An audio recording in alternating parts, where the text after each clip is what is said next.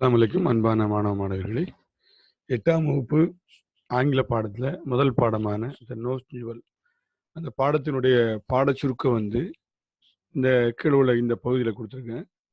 மாணவர்கள் என்ன செய்யணும் அப்படின்னா, இந்த வீடியோவ பாஸ் பண்ணிட்டு, இந்த பாடச் சுருக்கத்த முதல்ல வாசித்து பார்த்துருங்க. ஏற்கனவே பாடச் சுருக்கம் நம்ம ஏற்கனவே அனுப்பியிருக்கிறோம். இது வந்து கொஞ்சம் ஈஸியா இருந்ததுனால இந்த பாடச் சுருக்கத்த எடுத்து போட்டிருக்கேன். இந்த வீடியோவ பாஸ் பண்ணிட்டு, இந்த பாடச் சுருக்கத்த முதல்ல வாசித்து பாருங்க. ஏற்கனவே நம்மளுக்கு அந்த கதை தெரியும். அந்த கதையத்தான் சுருக்கமா இதுல குடுத்துருக்கேன். சரிதானா? இப்ப நம்ம அடுத்து என்ன செய்ய போறோம், அந்த கதைய வந்து ஒரு பட விளக்கமா பார்க்க போறோம். முதல்ல ராமையாவும் அவங்களுடைய மனைவியும் அந்த ஒரு ஓட்டு வீட்ல இருந்தாங்கன்னு சொல்லியிருக்கு. அப்படித்தானே? அப்ப ராமையாவும் மனைவியும் ஒரு ஓட்டு வீட்ல இருந்தாங்க. அந்த ஓடு வீடு வந்து இந்த வீடா எடுத்துக்கிடுவோம். சரியா? இந்த வீடு அந்த ஓடு வீடு. இந்த வீட்ல இருக்கிறாங்க.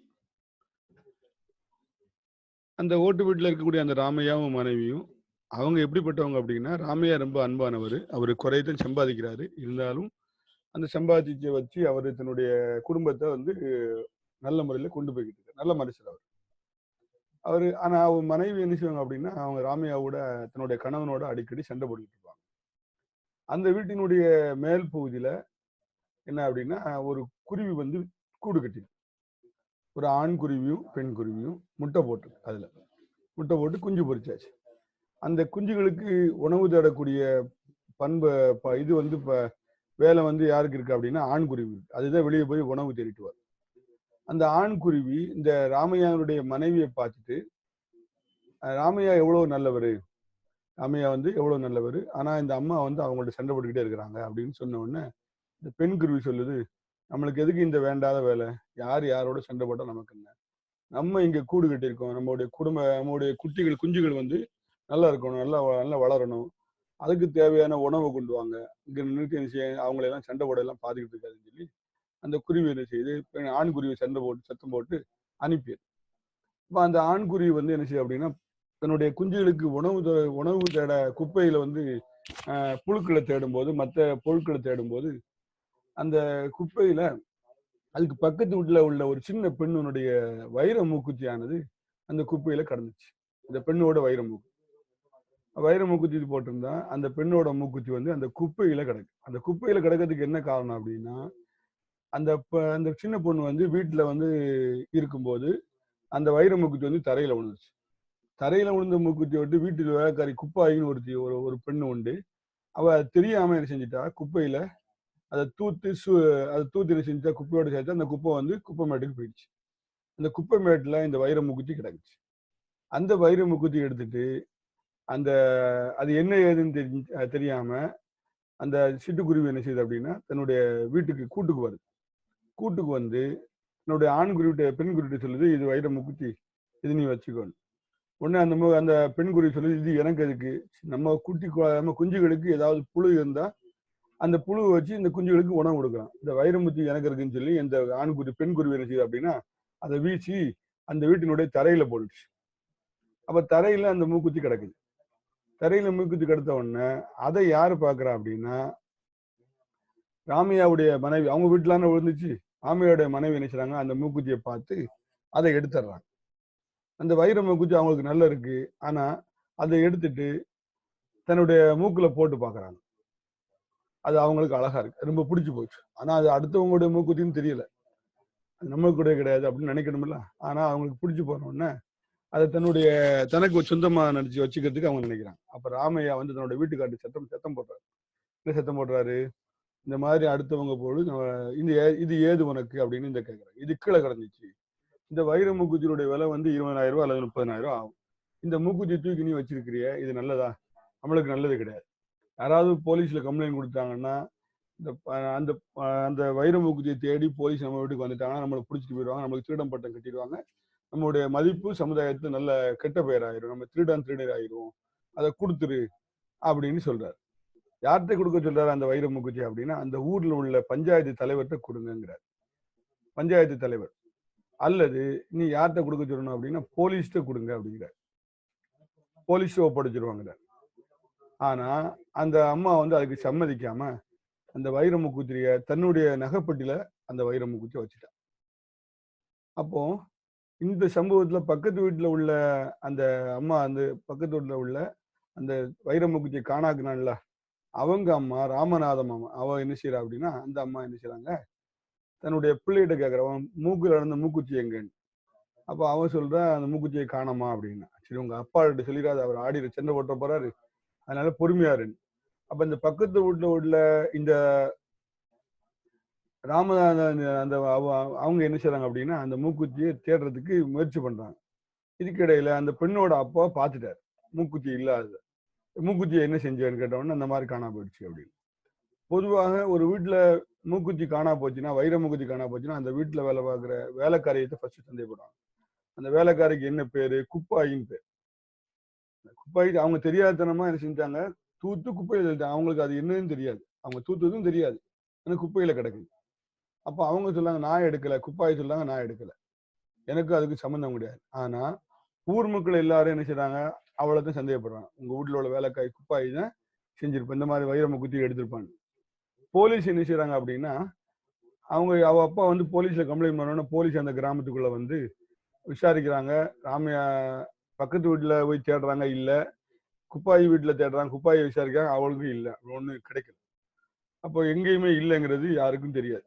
அ எங்கேயுமே இல்லன்னு தெரிஞ்சு போச்சு. ஆனா, அது எங்க போயிருக்கு அப்படிங்கிறது யாருக்கும் தெரியாது. அந்த குருவி தான் எடுத்து வந்துச்சு. அந்த குருவி வந்து ராமையாவோட வீட்ல போட்டுச்சு. அவ வீட்டுக்காரி எடுத்து தன்னுடைய நகைப்பெட்டியில பத்திரமா வச்சுக்கிட்டாங்க. யாருக்கும் தெரியாது. ஆனா, பக்கத்துல வீட்டுக்குள்ள போலீஸ் வந்தோன்னு சொன்ன உடனே, ராமையா வீட்டுக்காரிக்கு பயம் ஆயிப்போச்சு. அந்த பயத்துல அவளுக்கு காய்ச்சல் வந்துடுச்சு. காய்ச்சல்ல உடல்நல குறைவு ஏற்பட்டு, அவ படுத்த படுக்கை ஆயிட்டா. எப்போ தன்னை போலீஸ் பிடிக்குமோ அப்படிங்கிற நினைப்புல அவ என்ன செஞ்சுட்டா அப்படின்னா, பயந்து சாக ஆரம்பிச்சுட்டா.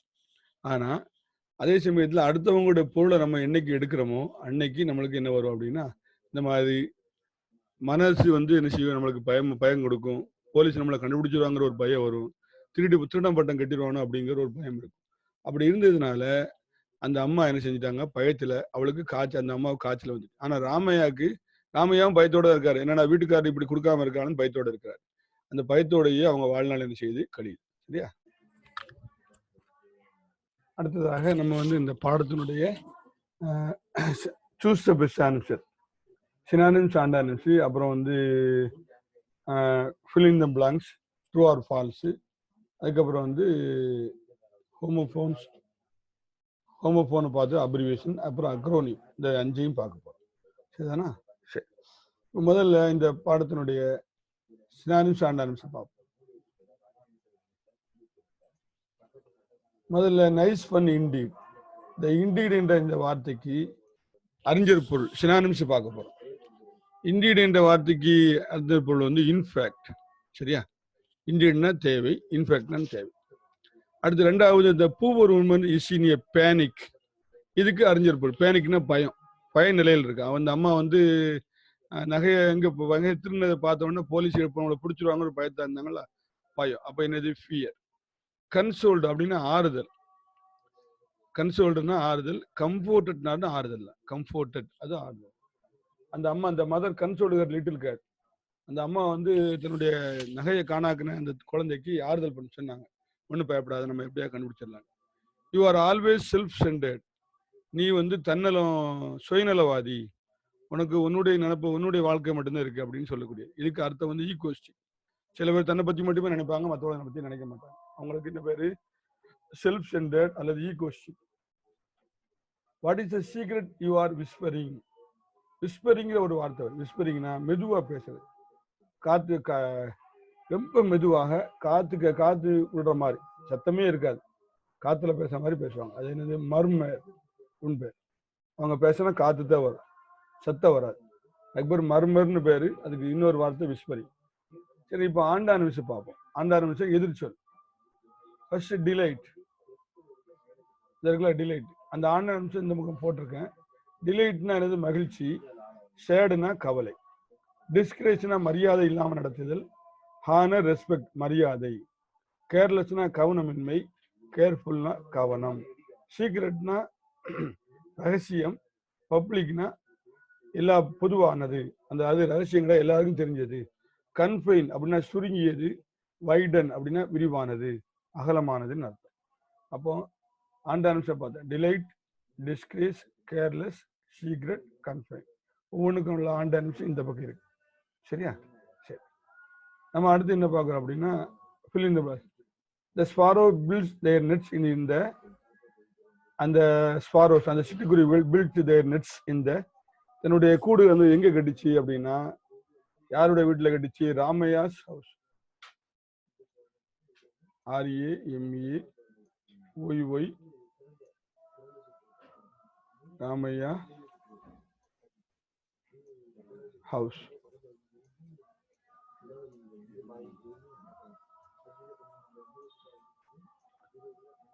The diamond jewel was lying in the அந்த டைமண்ட் ஜுவல் வந்து சிட்டுக்குருவி கீழே போட்டதுக்கு அப்புறம் எங்க இருந்து? தரையில இருந்துச்சு. லையிங் இன் த ஃப்ளோர், தரையில கிடச்சு. அதுதான் அவங்க எடுத்தாங்க அந்த அம்மா, ராமையாவோட வீட்டுக்கார்.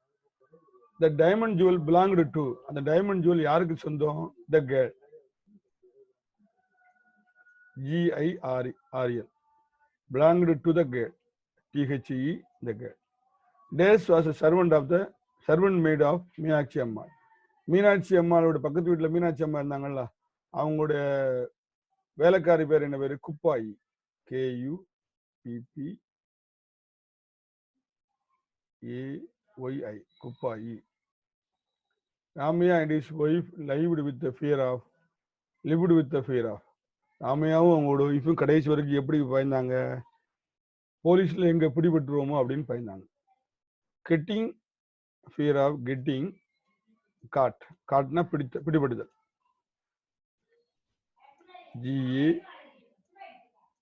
GAUGHT, getting caught. அப்புறம் true or false? Two sparrows built their nests on the tree top. அந்த ரெண்டு சிட்டுக்குருவியும் மரத்தினுடைய உச்சியில வீடு கட்டிச்சு அப்படின்னு கூடு கட்டிச்சுன்னு சொன்னாங்க. அப்படியா? இல்ல. யாருடைய வீட்டுல கூடு கட்டிச்சு? ராமையாவோட வீட்டுல. அப்ப இது ஃபால்ஸ். எஃப் ஃபால்ஸ்ன்னு எழுதிக்கிடுங்க. இந்த எஃப்னு போடுற நீங்க ஃபால்ஸ் எழுதிக்கிடுங்க. Kuppayi swept up the diamond jewel. Kuppayi வந்து அந்த டைமண்ட் ஜுவலை தூத்து தள்ளிட்டாங்க. ஆனா அப்படித்தானே? உண்மைதானே? ஆனா அவங்களுக்கு தெரியாது, ஆனா தள்ளிட்டாங்க. அப்ப ட்ரூ. இங்க வந்து ட்ரூன்னு எழுதணும். Ramaiah gave the diamond jewel to the magistrate. Ramaiah வந்து அந்த டைமண்ட் ஜுவல்ல அந்த வைர மூக்குத்தியை எடுத்துட்டு கொண்டு போய் பஞ்சாயத்து தலைவர்கிட்ட கொடுத்துட்டாரு அப்படின்னு இருக்கு. அப்ப அது உண்மையா? கொடுக்கல. அவங்க வீட்டுக்காரி நகைப்பட்டில வச்சுட்டாங்க. ஃபால்ஸ். சரியானா? அடுத்தது, Ramaiah's wife put the shirt away in your purse. ராமையானோட வீட்டுக்காரி புட் த ஷர்ட், அந்த மூக்குத்தியை அவே இன் யுவர் பாக்ஸ், பாக்ஸ்ல வச்சுட்டா. உண்மைதானே? அப்ப true. The police searched Ramaiah's home. Police வந்து ராமையாவோட ஹோமை வந்து தேடிச்சு, உள்ள வந்து பார்த்துச்சு அப்படின்னு. அப்போ அது உண்மையா? இல்லை, போய். அவங்க அந்த வீட்டுக்கு வரவே இல்லை, அவங்களை பத்தி தெரியாது. அப்புறம் கேள்விப்பதில் இருக்கு. அந்த கேள்விப்பதில நம்ம அடுத்து அதுக்கான விடையை வந்து நான் PDF ஃபைலா அனுப்புறேன். இப்போ நம்ம பார்க்க போறது ஹோமோஃபோன்ஸ். ஹோமோஃபோன்ஸ்னா என்ன? அது ஒரு இங்கிலீஷ் வார்த்தை தான்.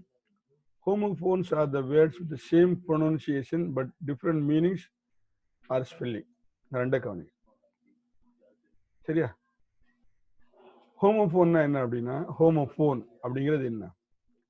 இரண்டு இங்கிலீஷ் வார்த்தைகள், அந்த இரண்டு இங்கிலீஷ் வார்த்தைகளோட உச்சரிப்பு ஒரே மாதிரி இருக்கும். ப்ரொனன்சியேஷன் சேம் ப்ரொனன்சியேஷன், உச்சரிப்பு ஒரே மாதிரி இருக்கும்.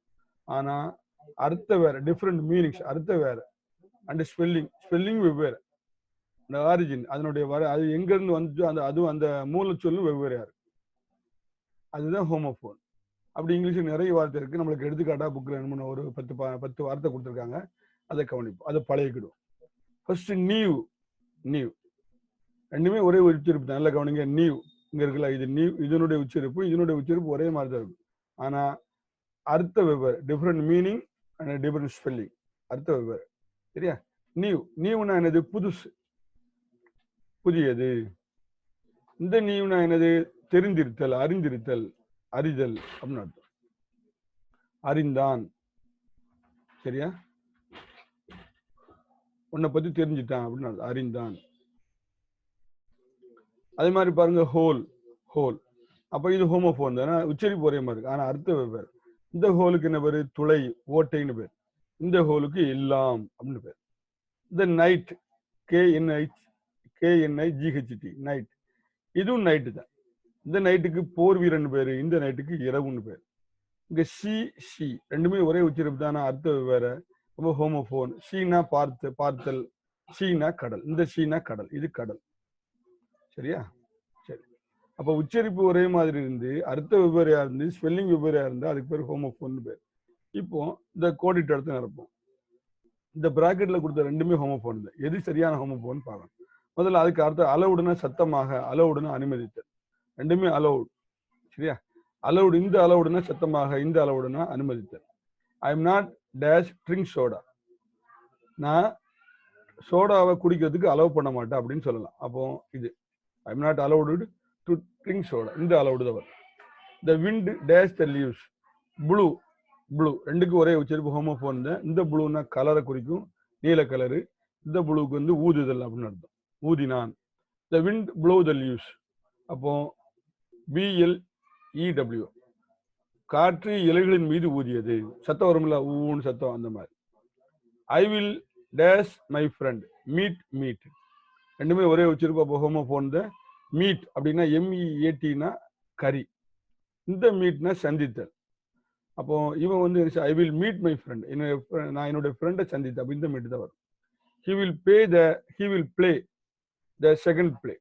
இங்க ஒரு வார்த்தை வருது. என்ன வார்த்தை அப்படின்னா பிளே. பிளேனா என்ன அர்த்தம் அப்படின்னா PLAY. பிளே அப்படின்னா என்ன அர்த்தம் அப்படின்னா நம்மளுக்கு 2-3 அர்த்தம் இருக்கு. பிளேனா விளையாடு. பிளேனா என்னது? விளையாடுன்னு ஒரு அர்த்தம் இருக்கு. பிளேனா நடி அப்படின்னு அர்த்தம் இருக்கு. பிளேனா நாடகம்னு ஒரு அர்த்தம் இருக்கு.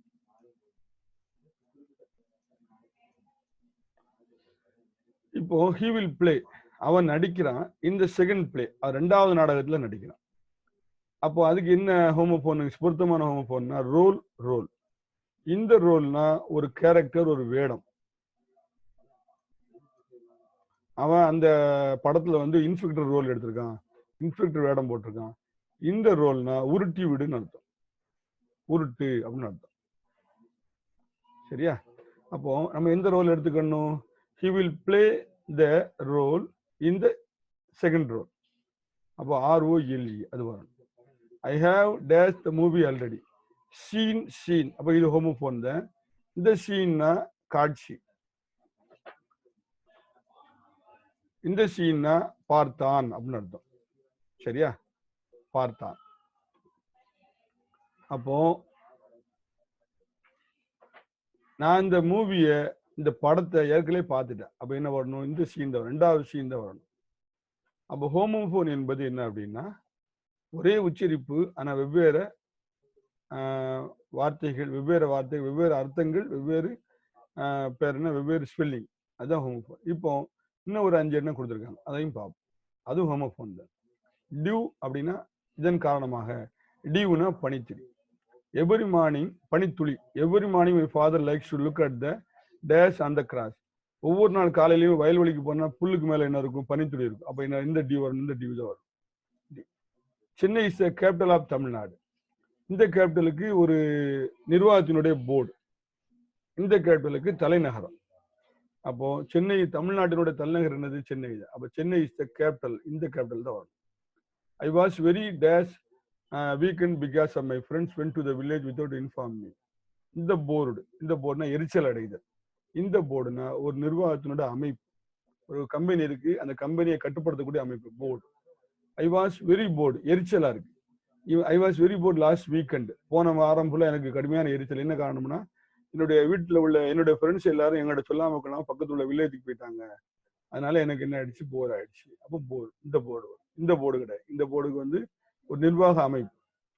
த cat caught the dash of mouse. ஒரு பூனை வந்து எலியை பிடிக்க போனோம்னா அதனுடைய வாசனையை முகரணும். நான் அப்படி முகந்தாதான் எலி எங்க இருக்குன்னு தெரியும், அப்படி போகும். அப்போ சென்ட், ஹோமோஃபோன் சென்ட். இந்த சென்ட்டுக்கு மனம்னு பேர், வாசனை. இந்த சென்ட்டுக்கு நில அளவு. இத்தனை சென்ட் இடம் சொல்லுவாங்களா, அது இந்த சென்ட். இந்த சென்ட் என்னது அப்படின்னா வாசனை. அப்போ இந்த இடம். The cat caught the scent of a mouse. அந்த பூனையினுடைய மனத்தை அது பிடிச்சிக்கிடுச்சு. அதுக்கப்புறம் தான் தேடி போகுது. The dash rises in the east. இங்க 2 ஹோமோஃபோன் கொடுத்துருக்காங்க. ஒன்னு சன், இன்னொன்னு சன். இந்த சன்னுக்கு மகன் பேரு, இந்த சன்னுக்கு சூரியன் பேர். கிழக்குல உதிக்கிறது என்னதுப்பா? சூரியன் தான். சரியா? அப்ப இந்த சன் போடணும், ரெண்டாவது sun. The sun rises in the east. அப்போ ஹோமோஃபோன்னா என்ன அப்படின்னா ஒரே ப்ரொனன்சியேஷன், ஒரே உச்சரிப்பு, வெவ்வேறு ஸ்பெல்லிங், வெவ்வேறு அர்த்தங்கள். வெவ்வேறு மீனிங்ஸ். சரியா? அதுக்கு பேர் தான் ஹோமோஃபோன்ஸ். இப்போ நம்ம அடுத்து என்ன பார்க்க போறோம் அப்படின்னா அப்ரிவியேஷன். அப்ரிவியேஷன் என்ன அப்படின்னா ஒரு பெரிய வார்த்தைகளுடைய சுருக்கப்பட்ட வடிவம். அது முதல் எழுத்தை சொல்லலாம். இப்போ உதாரணமா பிரைம் மினிஸ்டர் அப்படின்னு வச்சுக்கணும். பிரைம் மினிஸ்டர் சொல்லி நம்ம அடிக்கடி எழுதிக்கிட்டே இருக்காம அடிக்கடி எழுதிக்கிட்டே இருக்கணும். பிஆர் ஐஎம் இ பிரைம் மினிஸ்டர் அப்படின்னு அடிக்கடி எழுதிக்கிட்டு இருக்கணும். இதுக்கு பதிலாக நம்ம என்ன செய்யலாம் அப்படின்னா இதில் உள்ள முதல் எழுத்து பி, இதில் உள்ள முதல் எழுத்து எம், இந்த ரெண்டையும் சேர்த்தா அப்படின்னா பிஎம் இப்படி எழுதுனா அதை கேபிட்டல் லெட்டர்ல எழுதணும். அப்படி எழுதுனா அதுக்கு பேர் தான் என்ன பேரு? அப்ரிவியேஷன். அதான் சொல்லிருக்கான். An abbreviation is a shortened form of a word or a phrase. ஷார்ட்டன்னா சுருக்கப்பட்ட வடிவம். அப்ப இந்த பெரிய வார்த்தை பிரைம் மினிஸ்டரை பிஎம் நம்ம என்ன செஞ்சுட்டோம்? சுருக்கிட்டோம். அதை கேபிட்டல் லெட்டர்ல எழுதணும். அந்த மாதிரி எழுதுனா அதுக்கு பேர் அப்ரிவியேஷன், சுருக்கப்பட்ட வடிவம். சரி, இன்னொன்னு இருக்கு அக்ரோனிம். அதுவும் சுருக்கப்பட்ட வடிவம் தான். அதுக்கு இதுக்கு வித்தியாசம் என்னன்னு சொல்லி அடுத்த இதுல பார்ப்போம். முதல்ல நம்ம என்ன பார்க்குறோம்? அப்ரிவியேஷன் பார்க்கறோம். அப்ப நிறைய அப்ரிவியேஷன் நம்மளுக்கு என்ன செஞ்சிருக்காங்க? கொடுத்துருக்காங்க. அந்த மனப்பாடம் பண்ண வேற வழியே இல்லை. ATM, automatic teller machine. இதுல முதல்ல வரக்கூடிய ஏடிஎம் சேர்த்து இருக்காங்க. ATM. GB gigabyte. PC personal computer. இதுல PC GB gigabyte. CEO chief educational officer. EMIS education management information system. IAS Indian administrative service. NMS NMMS national means cum merit scholarship. SBI state bank of India. OTP one time password. IFSC Indian financial system code. PDF portable document format. Portable document format. LED light emitting diode. இதெல்லாம் மனப்பாடம் பண்ணிக்கணும். முதல்ல இந்த வார்த்தை தான் கொடுத்துருப்பான் பரீட்சையில. அப்ப ஏடிஎம்னா உனக்கு என்னன்னு சொல்ல தெரியணும். ஆட்டோமேட்டட் டெல்லர் மிஷின் அப்படின்னு எழுத தெரியணும். ஸ்பெல்லிங் மாறாம எழுத தெரியணும். சரிதானா? அடுத்து கடைசியில் ஒண்ணு இருக்கு ஜிஎஸ்டி. இதுல டீயை வந்து ஸ்மால் லெட்டர்ல போடுங்க, தப்புப்பா, கேபிட்டல் லெட்டர்ல போடும். ஜிஎஸ்டி புக்ல திருத்திக்கிடுங்க. GST goods and service taxes. Goods and service tax. சரியா? இது உங்க பெரிய வார்த்தையை முத எழுத்தை சுருக்கமா எழுதுனா முத எடுத்து எழுதி சுருக்கமா இஎம்ஐஎஸ் எமிஸ் இப்படி எழுதுனா அதுக்கு பேர் என்ன பேர் அப்படின்னா அப்ரிவியேஷன் அப்படின்னு பேர். சரிதானா? சரி, இப்போ இந்த அப்ரிவியேஷனுக்கான பட விளக்கத்தை கொடுத்துருக்கேன். அதை மட்டும் சொல்லி விரும்புன்னு உங்களால மனதளவில் சொல்ல முடியுமான்னு பார்ப்போம். இப்போ இது உங்களுக்கு என்ன சொல்ல, இது என்னன்னு சொல்லுங்க? ATM, automated teller machine, ATM. சரியா? அடுத்து பாருங்க, இது என்னது? யூபிஎஸ். அந்த யூபிஎஸ் அந்த வார்த்தையை விட்டுட்டோம் பார்ப்போம். UPS uninterruptible power service, power supply. Uninterruptible power supply, UPS. இது வந்து கம்ப்யூட்டருக்கு வந்து கரண்ட் போனாலோ ஒரு காமன் நேரம் கரண்டை வந்து இந்த கம்ப்யூட்டருக்கு என்ன செய்ய இது கொடுக்கும். அதனால அன்இன்டரப்டபிள், தடை இல்லாத பவர் சப்ளை அப்படின்னு அர்த்தம். சரியா? அந்த பவர் சப்ளை இது கொடுக்கும். அடுத்தது ஜிகாபைட், ஜிபி. பாருங்க, இது எதுல பயன்படுது? ஜிகாபைட் 1024 MB வந்து ஒரு ஜிபி.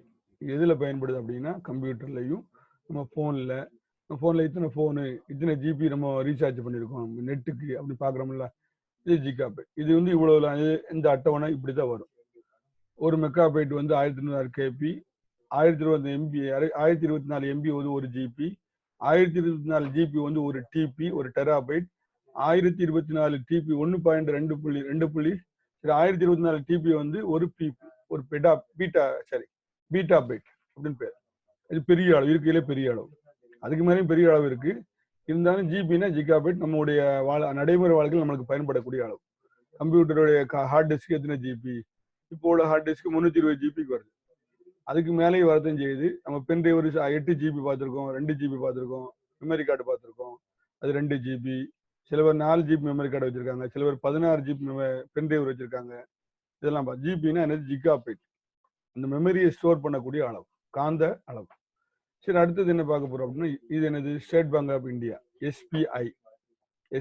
இது அந்த அப்ரிவியேஷனோட பட வழக்கம். SBI, state bank of India. அடுத்து போர்ட்டபிள் டாக்குமெண்ட் ஃபார்மேட், பிடிஎஃப், இப்படி தான் இருக்கும்.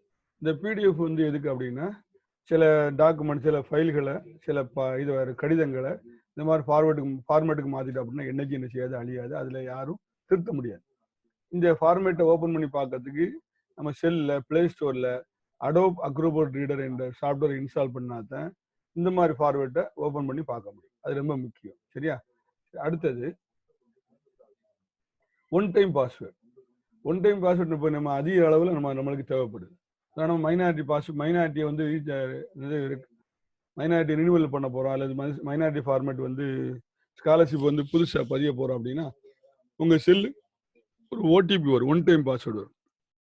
அதை கொடுத்ததுக்கு அப்புறம் தான், அந்த பாஸ்வேர்டை கொடுத்ததுக்கு அப்புறம் தான் உங்களுடைய மைனாரிட்டி ஸ்காலர்ஷிப் வந்து அடுத்த கட்டத்துக்கு மூவ் ஆகும். இப்போ ஓடிபின்னா என்னன்னு பார்த்தா ஒன் டைம் பாஸ்வேர்டு. அந்த ஓடிபி எப்படி வரும்? இந்த மாதிரி வரும். OTP for password change request is 525932. Please enter this to verify your identify and proceed to change the password screen அப்படின்னு சொல்லியிருக்காங்க. அப்போ இந்த பாஸ்வேர்டு அடிச்சா தான் அடுத்த செயலுக்குள்ளே போக முடியும். இது ஒன் டைம் பாஸ்வேர்டு. இது அந்த பேங்க்னாலேயோ, அந்த மைனாரிட்டி ஸ்காலர்ஷிப் போர்ட்டல்னாலேயோ, அல்லது யாருக்கு எந்த இதுக்கு உதாரணமாக ரேஷன் கார்டு பேர் திருத்தத்துக்கு, அல்லது பேங்க்ல இது திருத்தத்துக்கு, பேங்க்ல பணம் ஏறினா பாஸ்வேர்டு வருது, இதெல்லாம் இந்த பாஸ்வேர்டு. சரியான ஒன் டைம் பாஸ்வேர்டு ஓடிபி. இது என்எம்எம்எஸ் ஸ்கீம், மத்திய அரசாங்கம் நடத்தக்கூடிய ஒரு பரீட்சை, national means cum merit scholarship scheme. இதுல இந்த பரீட்சையில 8ஆவது படிச்சு முடிச்சவங்க 9ஆவது படிக்காங்களா, அவங்க இந்த பரீட்சை எழுதலாம். 9 to 12 அந்த பரீட்சையில பாஸ் பண்ணிட்டோம்னா ஒரு வருஷத்துக்கு, ஒரு மாசத்துக்கு 1000 ரூபாய் வீதம், ஒரு வருஷத்துக்கு 12,000 ரூபாய் கிடைக்கும். அப்போ 4 வருஷத்துக்கு 48,000 ரூபாய் அவனுக்கு கிடைக்கும். அந்த பரீட்சையில பாஸ் பண்ணிட்டோம்னா +2 முடிக்கிற வரைக்கும் 48,000 ரூபாய் உதவித்தொகை அவனுக்கு கிடைக்கும். சரி, அது இந்த தேர்வுக்கு என்ன பேரு? NMMS, national means cum merit scholarship scheme. சரி, அடுத்தது எல்இடி. லைட் எமிட்டிங் டயோட், இதுக்கு பேர் எல்இடி. சரியா? சரி, அடுத்தது என்ன அப்படின்னா ஐஏஎஸ், இந்தியன் அட்மினிஸ்ட்ரேட்டிவ் சர்வீஸ். அடுத்து ஐஏஎஸ், இந்தியன் அட்மினிஸ்ட்ரேட்டிவ் சர்வீஸ், இந்திய அரசாங்கத்தினுடைய உயர் பதவியில் இருக்கவங்க, உதாரணமாக கலெக்டர், அப்புறம் ஆணையர், வரக்கூடிய அரசாங்கத்தினுடைய உயர் பதவிகளில் இருக்கக்கூடிய ஆளு ஐஏஎஸ். இது வந்து கவர்மெண்ட் வந்து இவங்களுக்கு ஒரு பரீட்சை நடத்தும். அது யாருக்கு நடத்தும் அப்படின்னா, யாரெல்லாம் +2 முடிச்சுட்டு டிகிரி முடிச்சாங்களோ அவங்களுக்கு. +2 முடிச்சு 3 வருஷம் degree, MA, MSc, BA, BSc, BCom இவங்கெல்லாம் படிச்சிருப்பாங்கல்ல, இவங்களுக்கு பிஎஸ்சி, பிகாம் இந்த மாதிரி டிகிரி முடிச்சவங்க, ஏன்னா பிலிட், இந்த 3 வருஷம் காலேஜில் போய் படித்தவங்க இந்த பரீட்சை எழுதலாம். மத்திய அரசாங்கம் நடத்தக்கூடிய இந்த ஐஏஎஸ் பரீட்சை எழுதலாம். அதில் பாஸ் பண்ணால் அவங்களுக்கு ஐஏஎஸ் அந்த வேலை கிடைக்கும். ஒரு முக்கியமான பதவி. அதனால சிலர் 10th முடிச்சு என்ன செய்வாங்க அப்படின்னா ஐடிஐ போவாங்க, அவங்க இந்த பரீட்சை எழுத முடியாது. அதனால தான் என்ன சொல்கிறோம் அப்படின்னா, 10th முடிச்சு எல்லாரும் என்ன செய்யணும் அப்படின்னா +2 படிக்கணும். +2 படிச்சுட்டு அவங்க இன்ஜினியரிங் போகலாம். இந்த பிஇ படித்தாலுமே இந்த ஐஏஎஸ் கோர்ஸ் எழுதலாம். டிகிரி படிக்கலாம், இன்ஜினியரிங் படிக்கலாம், இவங்க இந்த ஐஏஎஸ் பரீட்சை எழுதலாம். அடுத்தது ஐஎஃப்எஸ்சி. சரியா? Indian financial service code. IFSC code வந்து 11 இலக்கம் கொண்டதாக இருக்கும். 11 டிஜிட் இருக்கும், 11 இலக்கம் ஒரு எண்ணில். அதில் உங்கள் உதாரணம் வடகரையோட ஐஎஃப்எஸ்சி கோடு பார்ப்போம். UPI N 0001829 1 2 3 4 5 6 7 8 9 10 11 இருக்கு. இந்த வடகர பேங்க்லேருந்து ஒரு ஆள் 5000 ரூபாய் இன்னொரு ஆளுக்கு அனுப்புறாரு அப்படின்னா இந்த கோடோட அது போகும். அப்போ நிறைய ஊர் உலகத்தில் ஏகப்பட்ட பேங்க் இருக்கா. அப்போ இந்த கோடோட, வடகர பேங்கோட ஐஎஃப்எஸ்சி கோடு, இந்த கோடோட அது போகும்போது அந்த கம்ப்யூட்டர் வந்து இது வடகர பேங்க்லேருந்து வந்திருக்குன்னு சொல்லி அடுத்த வினாடி அவருக்கு பிரிண்ட் அடிச்சு எங்கேருந்து வந்துச்சு, வடகர பேங்க்லேருந்து வந்துச்சு அப்படின்னு சொல்லிடு. அந்த கம்ப்யூட்டர் கண்டுபிடிக்க அந்த ஐஎஃப்எஸ்சி கோடு. சரியா? அப்போ இது ரொம்ப முக்கியம். ஒவ்வொரு பேங்குக்கும் இந்த ஐஎஃப்எஸ்சி கோடு, ஒவ்வொன்றுக்கும் தனித்தனி. எல்லாருக்கும், எல்லா பேங்க்கும் ஒரே மாதிரி பேங்க் இருக்கா, ஐஎஃப்எஸ்சி கோடு இருக்காது. சரிதானா? அடுத்தது GST, goods and service tax, மத்திய அரசாங்கம் விதிக்கக்கூடிய வரி. சரியான? Goods and service tax. அடுத்தது எமிஸ் என்றால் என்ன? Educational management information system. உங்களுடைய இப்போ நீங்கள் பள்ளிக்கூடத்தில் படிக்கிறீங்க, உங்கள் பள்ளிக்கூடம் படிக்கக்கூடிய உங்கள் மாணவர்களுடைய எல்லா விவரமும் இந்த இணையதளத்தில் பயன்படுத்தப்படும். இது ஒரு இணையதளம் எமிஸ். அந்த இணையதளத்துல பதிஞ்சு வைக்கப்படும். அவங்களோட லிஸ்ட், அவங்க எத்தனை பேர் இருக்காங்க, எந்த பள்ளிக்கூடத்துல படிக்கிறாங்க, அவங்களுக்கான டிசி எவ்வளவு, அவன் என்ன, அவங்களுக்கு வழங்கப்பட்ட புத்தகம், மார்க் எல்லாமே இந்த தளத்துல பதியப்படும். ஒரு முக்கியமான இணையதளம் இது. சரியா? அவங்களுடைய மாணவர்களுடைய எல்லா டீட்டெயிலும் அதுல பதிஞ்சு வைக்கப்படும். அடுத்து பிசி, பெர்சனல் கம்ப்யூட்டர்.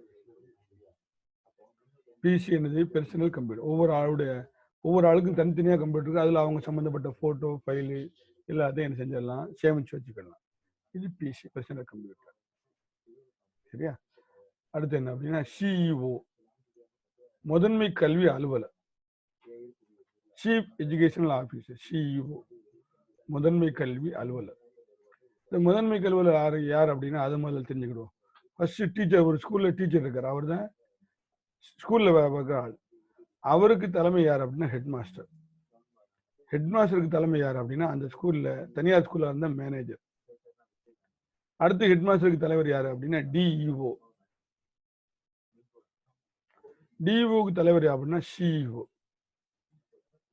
இந்த சிஇஓக்கு தலைவர் யார் அப்படின்னா டைரக்டர். டைரக்டர் தலைவர் யார் அப்படின்னா கல்வி மந்திரி. நம்ம தமிழ்நாட்டில் உள்ள கல்வி மந்திரி யாரு? செங்கோட்டையன். திரு செங்கோட்டையன் அவர்கள் தான் நம்ம கல்வி மந்திரி. அவங்க தான் இவருக்கு தலைவர். அப்போ நல்ல பாருங்க, சிஓ வந்து எத்தனாவது இடத்துல இருக்காரு? ஒரு 4வது இடத்துல, முக்கியமான பதவியில் இருக்காரு. இவங்க மாவட்ட முதன்மை கல்வி அலுவலர், நம்ம எல்லாருக்கும் தலைவர் கிட்டத்தட்ட. அதுக்கப்புறம் நேரம் எங்க போயிரு? சென்னைக்கு போயிரு டைரக்டர். அதுக்கப்புறம் கல்வி மந்திரி. அப்போ ஒவ்வொரு மாவட்டத்தினுடைய கல்வியை பார்க்கறதுல கல்வி நிறுவனங்களில் உள்ள நடவடிக்கைகளை கவனிக்கிறது யாரு அப்படின்னா முதன்மை கல்வி அலுவலர். அவர் தான் கவனிக்கிறார். CEO, chief educational officer. சரி, மனப்பாடம் பண்ணிங்க. அடுத்து என்ன அப்படின்னா நம்ம என்ன பார்த்தோம்? அப்ரிவேஷன் பார்த்தோம். இப்ப பார்த்தது அடுத்தது அக்ரோனி. அதுக்கு இதுக்கு என்ன வித்தியாசம் அப்படின்னா ரொம்ப சிம்பிள் தான்.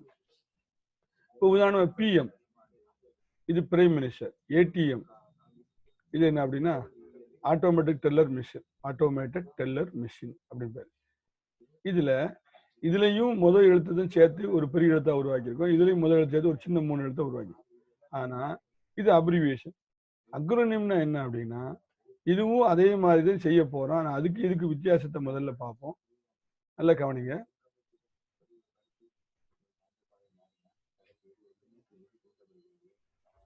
இப்ப கவனிங்க, ரேண்டம் அக்சஸ் மெமரி. இதுல முதல் எழுத்து 6, இதுல ஏ, இதுல எம். அப்ப ரேம். இந்த புதுசா அந்த ரேம், இது நம்மளால உச்சரிக்க முடியும், வார்த்தையா உச்சரிக்க முடியும், ஒரு வேர்டா மாத்திர முடியும். இது ஒரு வார்த்தையாய் அந்த வார்த்தை ஆனதுனால இதை உச்சரிக்க முடியுங்கிறதுனால ரேம் அப்படிங்கிற வார்த்தையானால இந்த மாதிரி அப்ரிவேஷனுக்கு என்ன பேர் அப்படின்னா அக்ரோனிம் அப்படின்னு பேர்.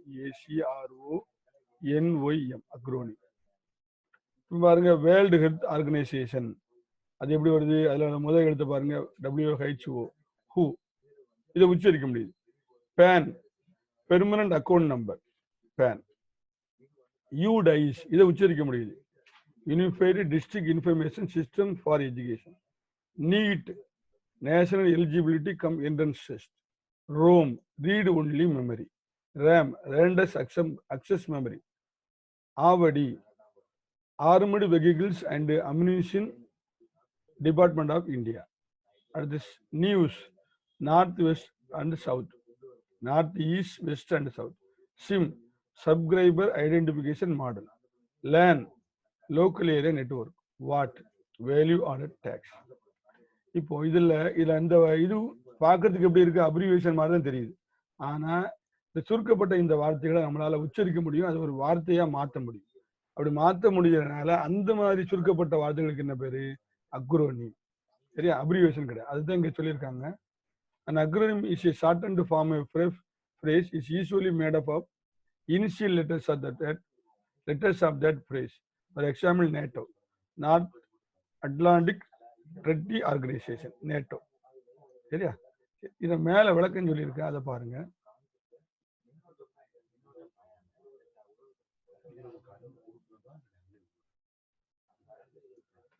Acronym contains a set of initial letters from a phrase that usually form another word. இதையும் அந்த ஒவ்வொரு முதல் அந்த வார்த்தையினுடைய முதல் எழுத்தை சேர்த்து உருவாக்கக்கூடிய வார்த்தை தான். ஆனா அதை வச்சு நம்ம என்ன செஞ்சிடலாம், ஒரு வார்த்தையை உருவாக்கிடலாம். அனதர் வேர்ட் பாருங்க, ஹூ, வேர்ல்டு ஹெல்த் ஆர்கனைசேஷன். அப்போ அப்ரிவியேஷனுக்கும் அக்ரானிம்ஸும் ஒரு சின்ன வித்தியாசம் தான். அதுவும் முதல் எழுத்து, இதுவும் முதல் எழுத்து சேர்த்து தான் உருவாக்குறோம். ஆனா அப்ரிவியேஷன்ல வார்த்தையா உருவாக்க முடியாது. அக்ரோனிம்ஸ்ல அதை வார்த்தையா என்ன செஞ்சிடலாம், உருவாக்கிடலாம். அப்ப ரெண்டுக்கும் உள்ள சின்ன வித்தியாசம் நல்லா புரிஞ்சுடுங்க. இப்ப டாக்டர், ப்ரொஃபஸர் இது அப்ரிவியேஷன். நேட்டோ இந்த வார்த்தையை உருவாக்கிடும். சரியா? நீட் இது ஒரு வார்த்தை தான். அப்போ இந்த சுருக்கப்பட்ட இந்த வார்த்தைக்கு என்ன பேர் அப்படின்னா அக்ரோனி. சரியா? மாணவர்கள் வந்து இந்த இதை நல்லா கவனிச்சு, இந்த பாடத்தை நல்லா கவனிச்சுட்டுங்க. அதுக்கப்புறம் இதுக்கான இந்த அப்ரிவியேஷன் அக்ரோனிமுக்கு பதில வந்து நான் நினைச்சிட்டேன் உங்களுக்கு பிடிஎஃப் ஃபைலா நான் அனுப்புறேன். சரிதானா? சரி, அஸ்ஸலாமு அலைக்கும். இந்த பாடத்தை நல்லா கவனிச்சு இதில் உள்ள ஹோம்ஒர்க்குகளை வந்து என்ன செய்யுங்க, புக்கில் முதல்ல பென்சில் எழுதிக்கிடுங்க. அதுக்கப்புறம் நோட்டில் பேனாட்டு என்ன செஞ்சுங்க, எழுதிக்கிடுங்க. இந்த முதல்ல அந்த சினானிம்ஸு, ஆண்டானிம்ஸு, அப்புறம் fill in the blanks, true R falls, அப்புறம் வந்து ஹோமோஃபோன்ஸு, அப்புறம் அப்ரிவியேஷன், அப்புறம் வந்து அக்ரோனி, இதெல்லாம் இந்த இதை பார்த்து புக்கில் பென்சில் என்ன செஞ்சணும், விட எழுதிக்கணும். அதை என்ன செஞ்சணும் அப்படின்னா உங்கள் இங்கிலீஷ் நோட்டுக்கு மாற்றி அடிக்கணும். சரியா? இதில் உங்களுக்கு வந்து எப்படின்னா ஃபுல் புக்காக இருக்கிறதுனால முழு பாடம் உங்களுக்கு உண்டு. அதனால முதல் பாடத்துலேருந்து நம்ம நடத்துகிறோம். அதனால சார் பாதி 2ஆம் வகுப்பு வந்துருச்சு, முதல் பாடம் கிடையாது அப்படின்னா உங்களுக்கு வந்து 8ஆம் வகுப்புக்கு ஃபுல் பரீட்சை நடக்கும்.